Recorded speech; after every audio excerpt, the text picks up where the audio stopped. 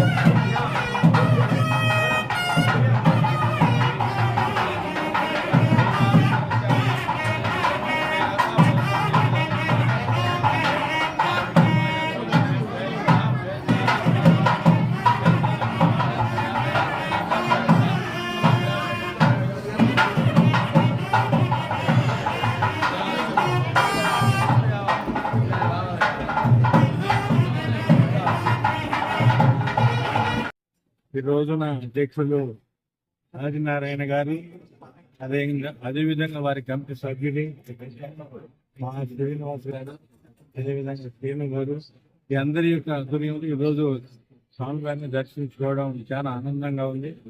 మరి ఈ కార్యక్రమాలన్నిటి చాలా అద్భుతంగా ఉంటాయి. స్వామివారి గురించి ఎంత చెప్పినా భక్తులందరికీ మనవి.